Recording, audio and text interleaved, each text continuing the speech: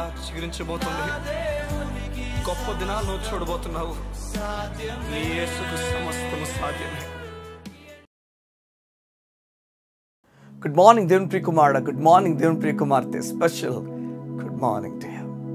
కొన్నిసార్లు మనం ఎంతో కష్టపడతాం, ఎంతో ఇబ్బంది పడతాం, ఎంతో ఎంతో ఎవరు ప్రోత్సహించినా ప్రోత్సహించకపోయినా ఒంటరిగానే ఎంతో పని చేస్తాం. కానీ చివరకు మనుషులు మనల్ని నిందిస్తారు, అవమానిస్తారు, మన పైన పడి ఏడుస్తారు, మనం అంటే పడినట్టు చేస్తారు. ఎప్పుడు నీ జీవితంలో ఇలాంటి స్థితి గుండా వెళ్ళావా?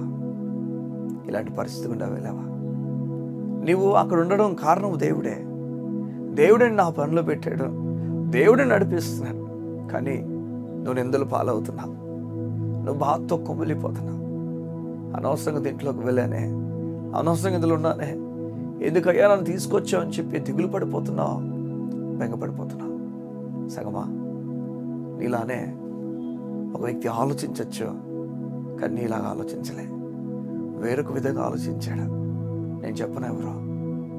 అప్పటికే లోకమంతా పాపం చేసి పెళ్ళికి వెళ్ళి పెళ్లి చేసుకుంటారట. ఇష్టాసారంగా త్రాగుడుకు, వ్యసనాలకు బానిసైపోయి వారి హృదయపు కోరికలంతటినీ తీర్చుకుంటున్న సమయంలో దేవుడు చెప్తాడు, నోవా ఒక ఓడ కడతావా? నోవా ఓడ కడుతూ ఒకవైపు జనాలందరినీ పెరగడం ప్రారంభించాడు, ఒకవైపు దేవుడు పని ఇచ్చాడు, ఆ పని నమ్మకంగా చేస్తూ ఇంకోవైపు అక్కడ నివసిస్తున్న ప్రజలందరినీ, ఆ చుట్టుపక్కల ప్రాంతాల ప్రజలందరినీ పెరగడం ప్రారంభించాడు. చెప్తున్నాడు, ఒక పెద్ద ఘోరమైన వర్షం పడబోతుంది, త్వరగా వచ్చేసేయండి, దేవుడు రక్షణ వాళ్ళకు వచ్చేసేయండి అని చెప్పి ఎంత బతిమాడినా వ్యర్థనంగా మాట్లాడుకున్నారు, విచ్చలవిడిగా మాట్లాడుకున్నారు, ఇష్టాసారంగా తిట్టేశారు. ఎన్ని బూతులు వస్తే అన్ని బూతులు వాడారు. చూడు, ఈ లోకంలో ఇలాంటి ఒక పరిస్థితి దేవుని యందు విశ్వాసం ఉంచిన ప్రతి వ్యక్తిని ఎదుర్కొంటాడు.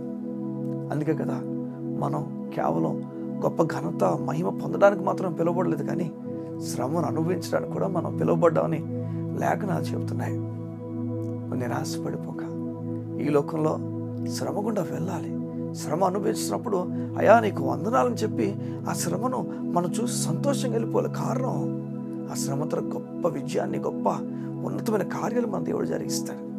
చూడు, ఒకరి లోకంలో ఎవరైనా వారి కొరకు మనకు ఒక కార్యాన్ని తలపెట్టినప్పుడు, అందులో ఎంత శ్రమ ఉందో అయినప్పటికీ మనం తలపెట్టినప్పుడు వారిని సంతోషపడతారు. ఎవరికైనా ఒకవేళ మీ ఇంట్లో బాగోకపోతే, మీకు దగ్గరలో ఎవరికైనా బాగోకపోతే, వారి కోసం నువ్వు ప్రయాసపడినప్పుడు, రాత్రి పగలు వారితో నేను ఉన్నప్పుడు వారు ఎంత నీకు రుణపడి ఉంటారు నేను చెప్పనా?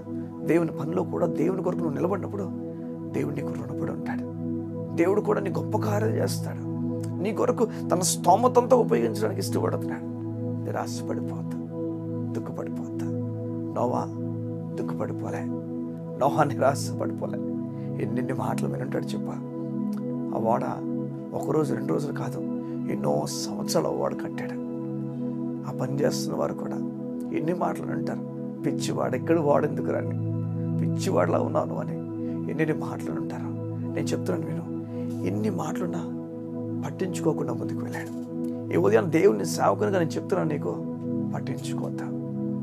కొంతకాలం ఈ లోకంలో ఈ నిరాశ కాలము కొంతకాలమే. నేను మరలా చెప్తున్న ఈ నిరాశ కాలము కొంతకాలమే. ఈ రిలేషన్షిప్స్ అన్నింటినీ కూడా దాటబోతున్నావు, ఉన్నతమైన రిలేషన్షిప్లో వెళ్ళబోతున్నావు.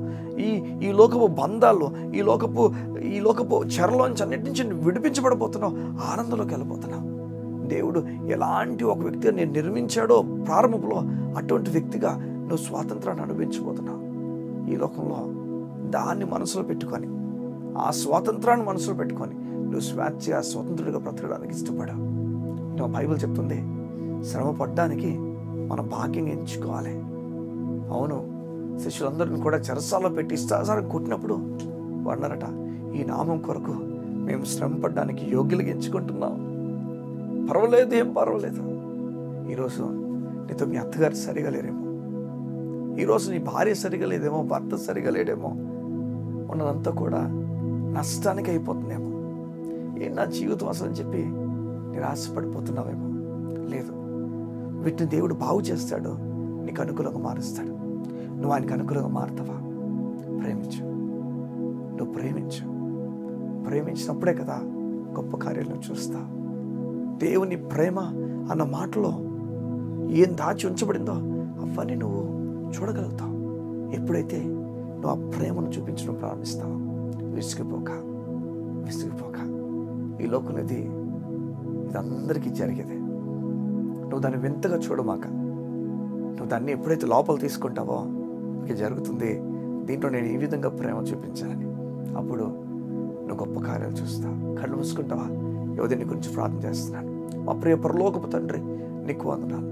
నీ బిడ్డలు ఎందులో నిరాశపడిపోయారో నాకు తెలియదు. ఏది వారి హృదయాంతరంగాలో దుఃఖాన్ని కలుగు చేస్తుందో నాకు తెలియదు. ఏ రిలేషన్షిప్ వారి జీవితంలో బోరింగ్ అనిపిస్తుందో నాకు తెలియదు.